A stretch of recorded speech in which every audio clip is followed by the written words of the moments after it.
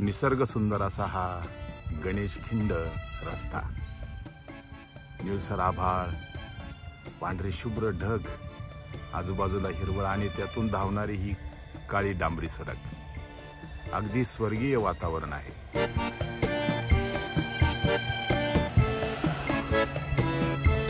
मित्रांनो, अशा या वातावरणात माझं मड गाव आहे आणि आज मी मडला एका खास कार्यक्रमासाठी चाललो आहे।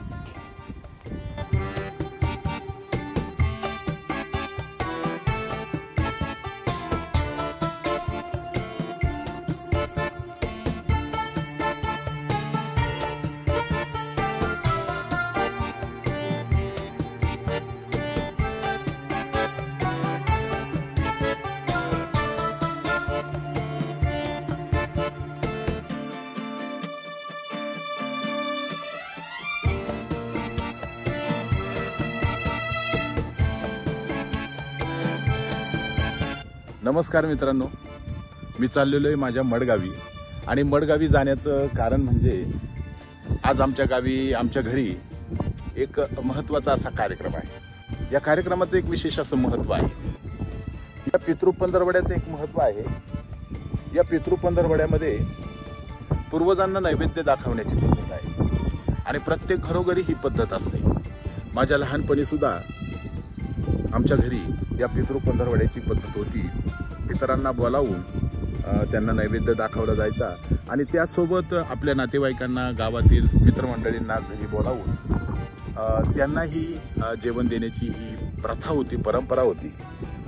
पूर्वीच्या काळी अतिशय भव्य स्वरूपात प्रत्येक घरामध्ये चालणारी ही प्रथा आता मात्र थोडीशी कमी प्रमाणामध्ये ही प्रथा सुरू आहे, परंतु जो तो आपापल्या पद्धतीनुसार ही परंपरा जपण्याचा प्रयत्न करतोय।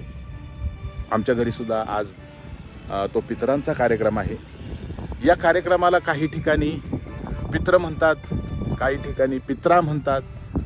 तर हा कार्यक्रम कसा असतो याचं थोडक्यात आपण आज या व्हिडिओमध्ये तुमच्यासाठी चित्रण करून तुमच्यासमोर हा व्हिडिओ मी मांडणार आहे। खरं तर हा व्हिडिओ पाहताना किंवा हा व्हिडिओ शूट करताना जुन्या आठवणी मनामध्ये जाग्या होतात, कारण माझ्या लहानपणी हा पित्राचा कार्यक्रम आमच्या गावामध्ये खूप मोठ्या प्रमाणावर साजरा केला जायचा। म्हणजे ही पित्र प्रत्येकाच्या घरी एका वेगवेगळ्या तिथीला असायची, प्रत्येकाची तिथी वेगळी असायची। आमच्याकडं बार्शीच्या दिवशी ह्या पित्रांचा कार्यक्रम केला जातो। तर काही ठिकाणी आहिव नवमी असते। आहिव नवमी याचा अर्थ म्हणजे जी स्त्री सौभाग्याचं लेणं असतानाच मृत्यू पावलेली असते, तर तिची जी पित्र घातली जातात ती या दिवशी घातली जातात, आहिव नवमीच्या दिवशी। अशा पद्धतीने प्रत्येकाच्या तिथी ठरलेल्या असतात। तर आमची ही एक तिथी आहे बारस। या बारसीला आमच्या घरी पित्र घातली जातात। तर या पित्रांचा कार्यक्रम पूर्वी गावामध्ये खूप मोठ्या प्रमाणावर व्हायचा। पहाटे सगळ्या स्त्रिया उठायच्या आणि उठल्यानंतर या पित्राच्या कार्यक्रमासाठी आवश्यक असणारा सगळा स्वयंपाक बनवायचा। म्हणजे पहाटे काही स्त्रिया तर 2, 3, 4 जसं त्यांना शक्य त्या पद्धतीनुसार उठून हा मोठा स्वयंपाक करण्याच्या तयारीला लागायच्या। पुरुष मंडळी तर आदल्या दिवसापासून हा बाजार जमवणे, पै पाहुण्यांना निरोप धाडणे वगैरे या गोष्टी सुरुवातीपासून करायचे। आणि ज्या दिवशी पित्राचा कार्यक्रम असायचा त्या दिवशी सकाळी स्त्रिया उठून हा स्वयंपाक बनवून तयार ठेवायच्या आणि पुरुष मंडळी नैवेद्य घेऊन तो नैवेद्य घराच्या बाहेर बिस्तवावर तो ठेवून त्या पित्राच्या रूपामध्ये जे कावळ्यांनाच बोलावून तो नैवेद्य दाखवला जायचा। काही ठिकाणी नदीवरही हा नैवेद्य घेऊन पित्रांना दाखवला जातो आणि त्यानंतर मग तांदूळ घेऊन प्रत्येकाच्या उंबऱ्यावर नेऊन ते तांदूळ ठेवले जातात आणि प्रत्येकाला या पित्राचं आमंत्रण दिलं जातं। साधारण असं स्वरूप या परंपरेचं आहे। ही परंपरा आता पूर्णतः म्हणता येणार नाही, परंतु काही अंशी बंद होत चाललेली आहे। अजूनही काही लोक ही परंपरा जपण्याचा प्रयत्न करतात, आपल्या पूर्वजांच्या प्रती सन्मान किंवा आदर दाखवण्याचा प्रयत्न करतात। तर अशी ही प्रथा गावी कशी असते आणि आमच्या घरी कशी असते त्याचा ह्या व्हिडिओमधून सांगण्याचा मी प्रयत्न केला आहे। चला तर मग थेट आपल्या मडगावी जाऊया आणि हा पितृ पंधरवड्यामधील ही आमच्या घरी असणारी बार्शीची पित्र कशा पद्धतीनं केली जातात तर ते मी तुम्हाला या सगळं व्हिडिओमधून दाखवणार आहे। चला तर मग जाऊया आमच्या मडगावी।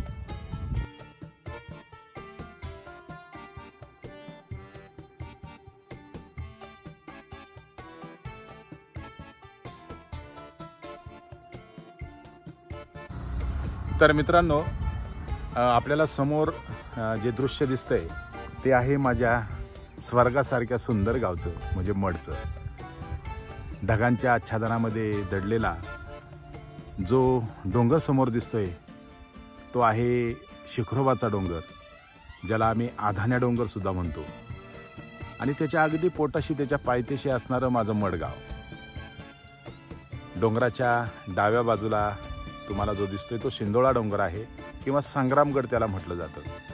आणि या दोन्ही डोंगरांच्या शेजारून वाहत जाणारी ही पुष्पावती नदी, जिच्यावर पुढच्या बाजूला धरण झालेलं आहे, ज्याचं नाव आहे पिंपळगाव जोगा धरण. आणि या वातावरणामुळेच मी माझ्या बहुतेक कवितांमध्ये या निसर्गरम्य वातावरणाचं वर्णन करत असतो. माझ्या श्रावण कवितेमध्ये सुरुवातीच्याच 2 ओळी आहे की फिका ज्याच्या पुढं स्वर्गही दिसतो असा श्रावण गावाकडे असतो. तर श्रावण भाद्रपद महिन्यातलं हे वातावरण अतिशय सुंदर असं वातावरण माझ्या गावी असतं. आणि पितृ पंधरवड्यात गावाकडे जाण्याचा जो काही आनंद असतो तो फार वेगळा असतो. रस्त्यावरून जाताना दिसतात ही सोनकीची पिवळी पिवळी फुलं, जणू काही रस्त्यानं हळद अंगी लिहिलेली आहे. आणि या पिवळ्या सोनकीच्या फुलांच्या सोबतीनं समोर आपल्याला दिसतात कारवीची निळी फुलं. डोंगरानं या निळ्या रंगाची झूल घातल्यासारखी ही फुलं आपल्याला या घाटवाटेवर किंवा या गणेश खिंडीच्या घाट रस्त्यावर आपल्याला सभोवताली पाहायला दिसतील. आता या कारवीच्या फुलांचं एक वैशिष्ट्य आहे, त्या कारवीचं एक वैशिष्ट्य आहे, ही कारवी साधारणपणे 5 वर्षानंतर फुलते, तिला बहर येतो आणि ही निळी निळी फुलं या कारवीला येतात. तर यावर्षी या कारवीला बहर आलेला आहे आणि आता हा सगळा डोंगर निळा होऊन जाईल. सुरुवातीला हळदीनं पिवळा झालेला म्हणजे सोनकीच्या फुलांना पिवळा झालेला हा डोंगर नंतर कारवीच्या निळसर फुलांनी निळा होऊन जाईल. तर अशा या निळ्या पिवळ्या रंगांनी सजलेल्या रस्त्यातून आपण आपल्या गावी चाललेलो आहोत. या सोनकीच्या फुलांसोबत हे एक निळसर रंगाचं दुसरंही एक फूल आहे. कोणतं फूल आहे याचं नाव मला माहीत नाही, परंतु अशी बरीचशी फुलं या रस्त्याच्या कडेला आपल्याला बघायला मिळतात.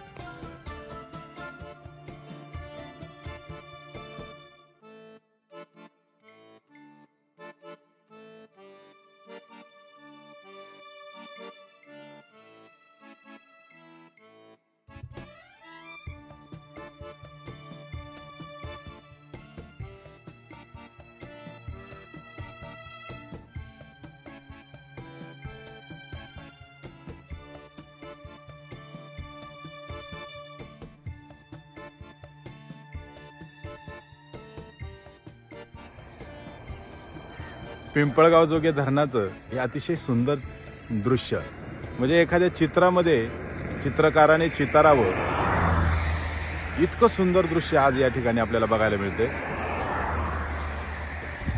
हा समोरचा डोंगर धुक्यानं वेढलेला आहे, हिरवागार डोंगर म्हणजे पाचोने मढलेला डोंगर, आकाशात उडणारे हे पक्षी आणि खाली स्फटिकासारखं दिसणारं हे निळसर रंगाचं पाणी, अतिशय शांत पाणी. असा हा पिंपळगाव जोगे धरणाचा परिसर जो माझ्या गावाच्या अगदी शेजारी आहे. आणि या बाजूला आपण पाहू शकतो की धुक्याच्या चादरीमध्ये वेढलेला हा शिंदोळा डोंगर म्हणजे संग्रामगड. खरं तर मित्रांनो, आपण निघालोय पित्राच्या कार्यक्रमाला, परंतु निसर्ग सौंदर्याची ही मेजवानी अक्षरशः समोर वाढून ठेवल्यासारखी आपल्याला दिसत असताना या मेजवानीचा आस्वाद न घेणं हे खरं तर शक्यच नाही. त्यामुळं आपण कार्यक्रमाला चाललोय खरं, परंतु रस्त्यात दिसणारी ही सुंदर सुंदर दृश्य टिपत मगच आपण पुढे जाणार आहोत.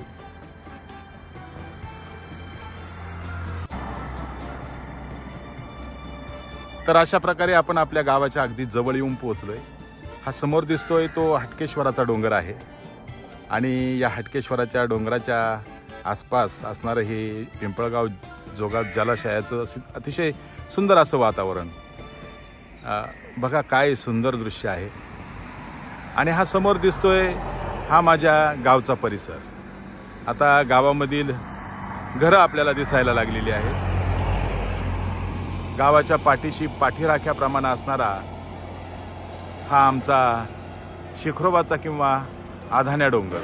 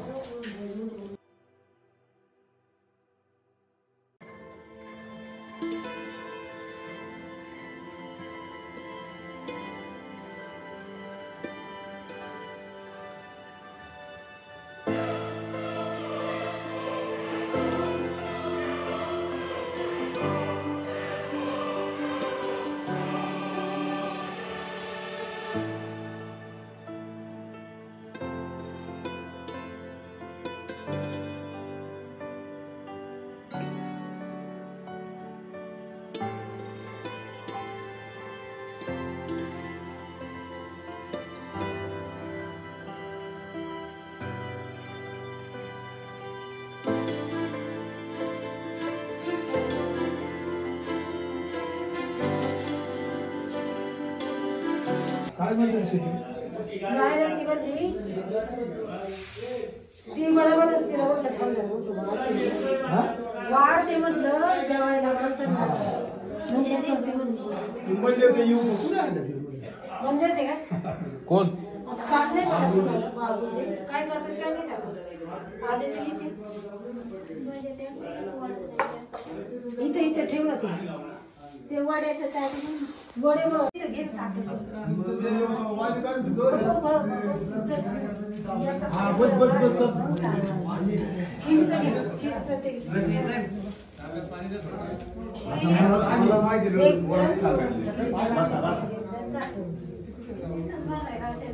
तांबर घेऊ इकडे तांबे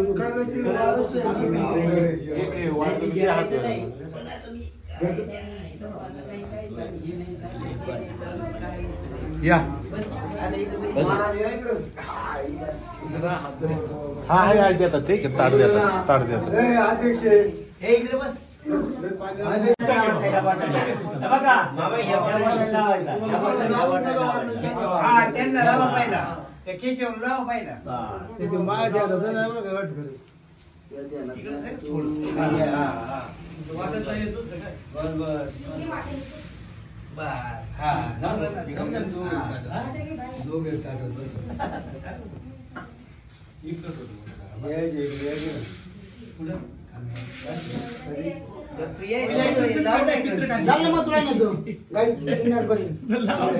गाडी मस्त चालवता येत नाही ना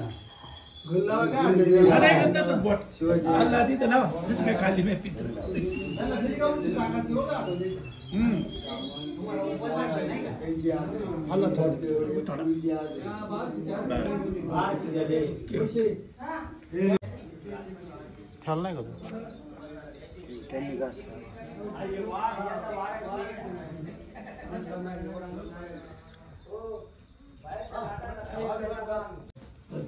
ओके घास काढायचा असेल ना हा घास होतं अजून त्या दोघांना नाही हे वाढी त्याची वाढी. हा हे काय ताट ठेवलं बनवल्यात 5 मिनिटं टाकवायची खिरीचं हे घालून ठेवली. काढली असेल. हा त्याच्यात हा, घ्या ना. आता म्हणलं, चार पाच वाजता सकाळची असली का? मग आता माणसं आलं ते, याला बाळा मग माणसं आलं ते. हा. आम्ही घेतली नाही का मग आम्हाला नव्हती वेळ कुणी जर घ्यायला लागली पात्राला. एका वाटीत डाळ आण बाय आपल्याला फक्त. हे नको रे ठेव.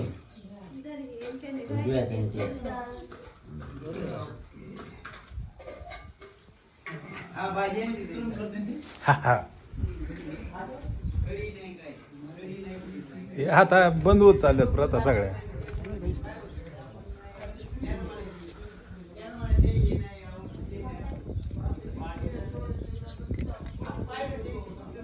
विचून जायला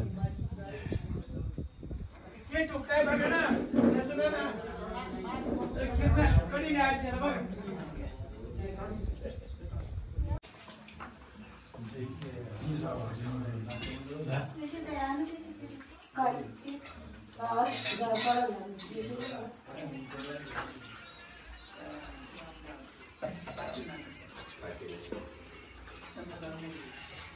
जरा बाई टाका ना तिच्याकडे.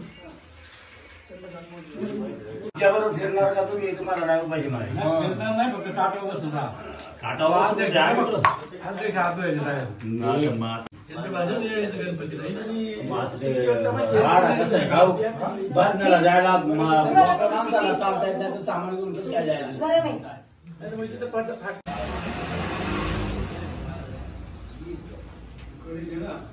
घ्या तुला काय घ्यायचं.